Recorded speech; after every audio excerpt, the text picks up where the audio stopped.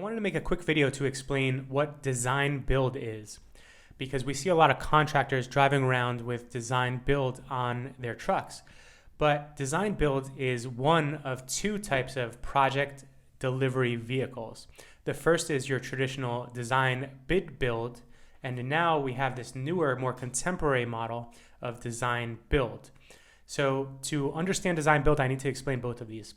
DesignBidBuild is what you would expect through the traditional process. You're going to design a proposed addition or accessory dwelling unit or a proposed new home, whatever it is, a new school, doesn't matter. You're going to design it, then you're going to send it out to bid, and then you're going to select the winning bidder, probably go through a little bit of a negotiation with them, and then you're going to build it. So design, bid, build, 3 steps. Now, this brings us to DesignBuild. What is DesignBuild? Well, DesignBuild is a more integrated project delivery vehicle. So that's kind of a technical way to put it. But basically what it means is your contractor is working with your architect or your designer in certain cases. So how does this benefit the client? Because there's no bidding period. In DesignBuild, we're eliminating the bidding period. So we're avoiding that competitional bid period which is supposed to drive costs down. But what we see commonly is the lowest bidder would get selected in that process and then use change orders to increase the cost to make more profit on the project. Well, DesignBuild basically eliminates this. In DesignBuild, you have to trust your contractor, and the contractor is sitting across the table from the architect in the design process, and he's commenting based on cost and constructability.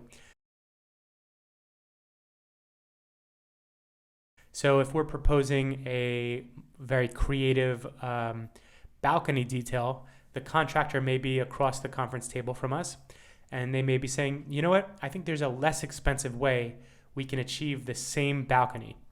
And now that is taken into consideration, and possibly it makes it into the final design. Whereas if you did not have the contractor in that meeting, we may have detailed a more complicated way to build the same thing.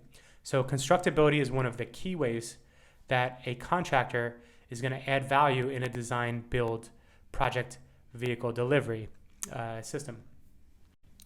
Okay, so you're trusting your contractor more. The contractor is sitting in on a series of design meetings, and they're helping influence the direction of the design based on constructability and cost. So we haven't discussed cost yet, but in a design-build process, the contractor may say, you know what, I think that material is going to put us over budget. So here's another material we could use. Or maybe this material is going to put us over budget. Do you have another material that could work to get the same same feeling, but reduce the cost for the client? So that's the way you're going to reduce your cost in your design-build process. Whereas in the design-bid-build process, you're trying to reduce cost through bidding. The other key difference here is in design-bid-build, we're not providing the contractors with our expected project budget. But in design-build, we are. We're saying, hey, we think this is $1 million project. Let's work this project and let's reduce the scope of the project or increase the scope of the project, reduce the quality or increase the quality or increase the time frame so that we can keep it within this constraint of $1 million construction budget. So that's another key. Now, one of the things that I see quite a bit, but I really think is a little bit of a shame, is the main benefit of design-build is you have your homeowner or your client, and then the architect, like myself, is contracted directly to the owner. And then the contractor is also contracted directly through the owner.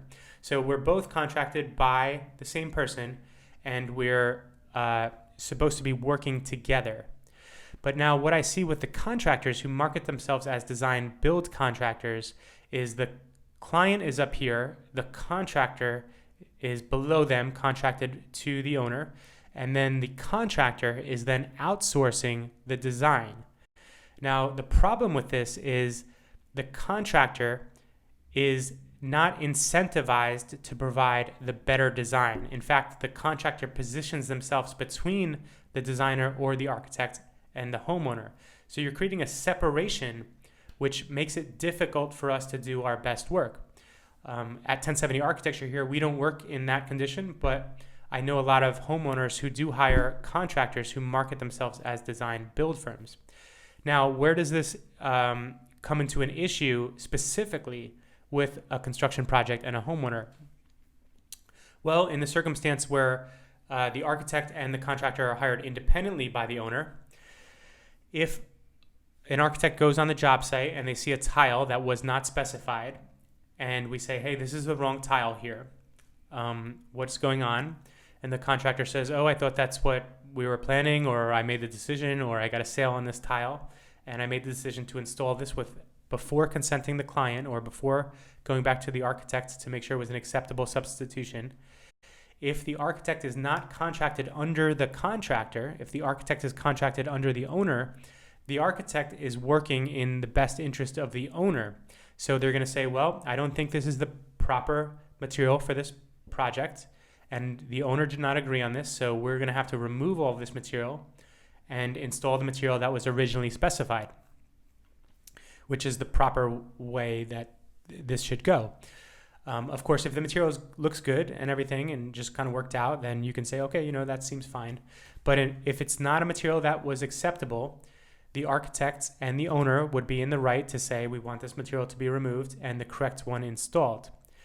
Now, however, if the designer is working under the contract of the general contractor, then the owner says, I don't think this is the right material. And the contractor is going to say, well, why don't we go back to the designer and get their opinion? But that designer is contracted through the general contractor. So their opinion is going to be influenced by the contract that they have. So the designer may say, you know what, I think that material is acceptable. Let's keep that. And then this puts the homeowner in a very difficult position. Okay, so just to summarize, you have two project delivery vehicles. You have your classic design bid build, and you have the new contemporary design build. Design build is a stronger way to go. It's more of a streamlined delivery vehicle. You're eliminating all of the time in the bidding stage. However, you do have to trust your contractor.